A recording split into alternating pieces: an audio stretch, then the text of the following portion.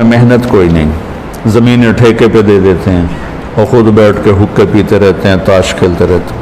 مجھے یاد ہے ہمارے بزرگ، ہم چھوٹے چھوٹے تھے، صبح گرمیوں میں 7 بجے نوکروں کا کام تھا منجیاں پا دیو بھائی، حقے لا دیو، پانی کا ترکا کرو، بجلی نہیں ہوتی تھی، پانی کا چھڑکاؤ، اور لسیوں کے جگ اور مٹکے ٹھنڈے پانی کے رکھ دو، اور اس کے بعد ہمارے بزرگ آتے اور 7 بجے 7:30 تاش کی بازی شروع ہوتی اور 12 بجے تک تاش ہی چل رہی۔ 12 بجے جا کے روٹیاں کھاتے، روٹی کھا کے کوئی تھوڑی دیر وہاں لیٹتے، 2 بجے آ کر پھر تاش کی بازی چلتی اور مغرب کی نماز تک چلتی۔ ان حضرات مٹی تو سوا کرنی سے، تو جہاں ذمہ دار ایسے ہوں وہاں معیشت کہاں سے ابھرے گی؟ محنت کے بغیر اللہ دیتا نہیں۔ تو تمہارا اس معاشرے میں کردار کیا ہونا چاہیے معیشت کو مضبوط بنانے کے لیے؟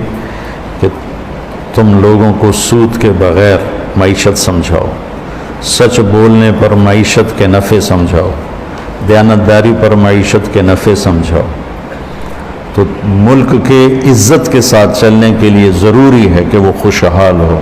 خوشحالی کے لیے قرضہ نہیں، 2 کاموں کو ٹھیک کرنا پڑے گا، ایک زراعت کو، ایک تجارت کو، دونوں میں سچائی اور دیانتداری کو لانا ہوگا۔ مزدور کو مزدوری پسینہ خشک ہونے سے پہلے دینی ہوگی۔ تیسری بات کیا مانگی ابراہیم علیہ السلام نے؟ کہ یا اللہ ان کی تربیت کے لیے بھی کسی کو بھیج۔ تو نظام تعلیم،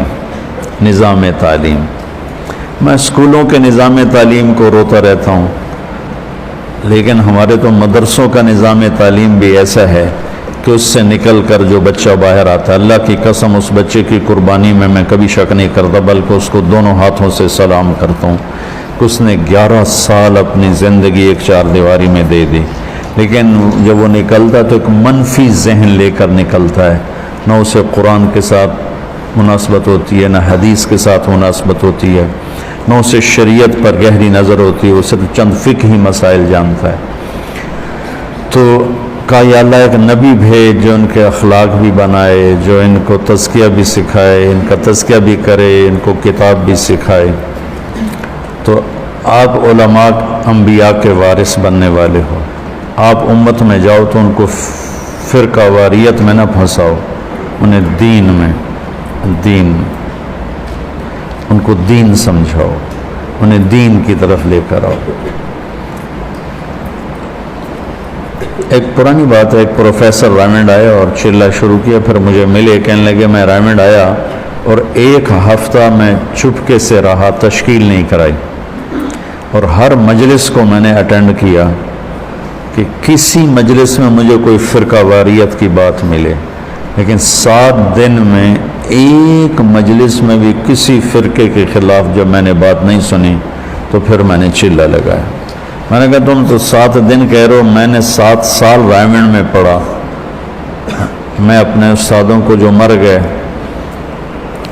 ان کے لیے دعا گو ہوں، اللہ ان کے درجے بلند کرے، جو زندہ ہیں میں ان کے پاؤں چومتا ہوں، کہ میں قسم اٹھا کے کہتا ہوں 7 سال میں ہمارے استادوں نے کبھی بھی بریلوی کے خلاف، شیعہ کے خلاف، وہابی کے خلاف، غیر مقلد کے خلاف ایک لفظ نہیں بولا، ایک لفظ۔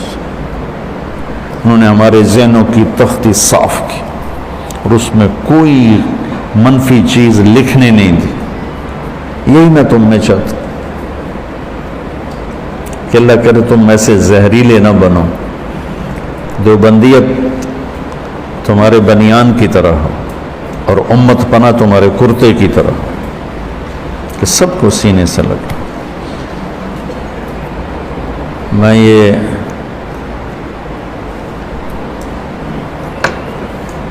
جو ہمارے پہلے سال پہلی جماعت تھی، مولوی عدنان صاحب سے 1 سال پہلے، مولوی مسعود صاحب ہوتے ہیں وہاں پڑھاتے ہیں، مولوی اسرار وہ ہمارے گاؤں میں پڑھاتے ہیں، میں انہیں سبق پڑھانے ان کے کمرے میں گیا، یہ ادھر پہلا کمرہ. تو تاریخ میرا ذوق ہے، میں پاگلوں کی طرح تاریخ پڑھتا ہوں. تو ایک کتاب ریک میں لگی ہوئی تھی اور تھوڑا سا باہر تھی ایسے، تو میری نظر پڑی فتوحات. تو میں نے کہا شاید یہ کسی فاتح کی کتاب ہے تاریخی. تو میں نے جلدی سے نکالی تو میں نے دیکھا لکھا تھا فتوحات صفدر.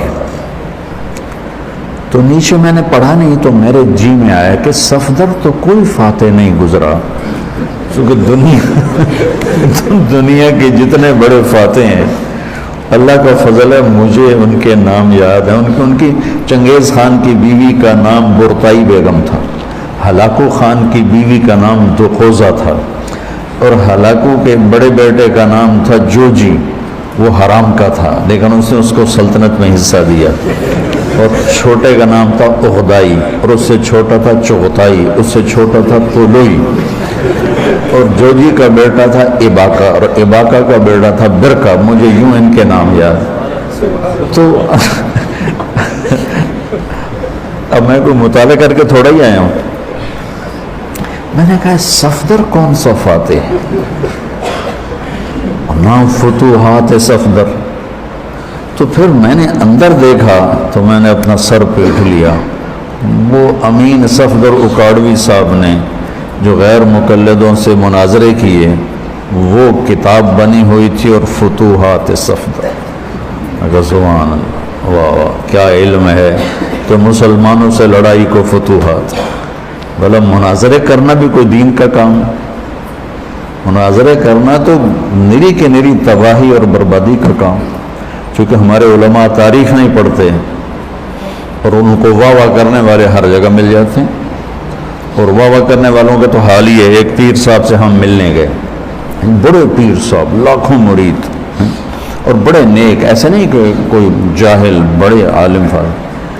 تو وہ تشریف فرما تھے، ان کے مریدین بھی تھے، ہم بھی تھے. تو اب وہ کچھ کہنے لگے. تو واللہ میں آپ کو صحیح بتا رہا ہوں، میں آنکھوں سے دیکھا، کانوں سے سنا. وہ کہنے لگے وہ، اس کے بعد کچھ کہنا تھا تو انہوں نے بھی اتنا ہی کہا وہ. ان کے مرید بولے سبحان اللہ سبحان اللہ. میں کہا تھوڑی بیڑی بڈھے کو پیر نو بولن کا نام تو سبحان اللہ.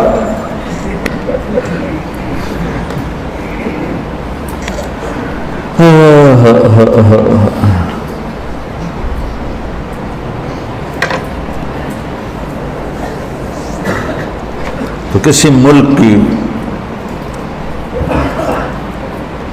جو ایک فلاحی شکل ہے وہ ان تین چیزوں سے بنتی ہے: امن ہو، معیشت ہو، اور تربیت ہو. ہمارے جو دینی مدارس ہیں ان میں بھی تربیت کوئی نہیں رہی، اور اسکول کالج تو کاروباری ادارے ہیں، وہ کوئی تربیتی ادارے کوئی نہیں ہیں. اور والدین ایسے پاگل ہیں کہ اپنی اولاد کو پڑھائی پڑھائی پڑھائی پڑھائی پڑھائی اور اس پوزیشن لو پوزیشن لو پوزیشن لو. بچے نفسیاتی مریض ہو. کئی بچے خودکشی کرنے کے اخباروں میں آتے ہیں کہ وہ ٹیسٹ کلیئر نہیں کر سکا، اس نے اپنے آپ کو مار لیا. کہ ماں باپ کا اتنا اندھا دھند پریشر ہوتا. رزق بیٹا پڑھائیوں پر نہیں، ماتھے پر. اور دن رات کے واقع دنیا دیکھیے، ان پڑھ لوگ کروڑوں اربوں روپے کے کاروبار کر رہے ہیں، اور بڑے بڑی ڈگریوں والے ان کی نوکریاں کر رہے ہیں. تو والدین سے کہتا ہوں کہ اپنے بچوں کو ٹائم دو. اگر اپنے بچے کو ایک اچھا انسان بنانا چاہتے ہو، پہلے 10 سال ان کو دے دو، باقی ساری زندگی وہ تمہیں دے دیں گے. تو یہ چند باتیں اور بھی ہیں، لیکن آج میرا سر ساتھ نہیں دے رہا، تو آج اسی پہ اکتفا کرتے ہیں کہ ابراہیم علیہ السلام نے ایک خاکہ پیش کیا ہے کہ اچھا ملک کسے کہتے ہیں. امن ہو، اکانومی ہو، علم ہو، تربیت. اللہم لک الحمد کما انت اہلہ فصلی علی محمد کما انت اہلہ وفعل بنا ما انت اہلہ انک اہل التقوی و اہل المغفرہ. یا اللہ، یہ ہمارے درس کا سلسلہ ہمت دے. یا اللہ، سر درد رکاوٹ بن رہا ہے، اے اللہ میرے سر درد کو دور فرما اور اسے پورا کرنے کی توفیق عطا فرما. ہمارے ان بچوں کو اور جو بھی سن رہے ہیں، اس میں سن رہے ہیں یا باہر سن رہے ہیں، ان سب کو رمضان کی برکتیں نصیب فرما. پوری امت کو نصیب فرما. پوری امت کو رمضان کی قدردانی نصیب فرما. اس رمضان کو امت کی ہدایت کا، عزت کا، بلندی کا ذریعہ وسیلہ بنا. جہاں جہاں تیرے محبوب کی امت کٹ پٹ کے گئی، ٹکڑے ٹکڑے ہو گئی، انہیں دوبارہ اپنے گھروں میں واپس پہنچا. ان کو عزت والا رزق دے، محفوظ زندگی عطا فرما. یا اللہ تو ہم سے، ان سب سے، سننے والوں سے راضی ہو جا. آمین.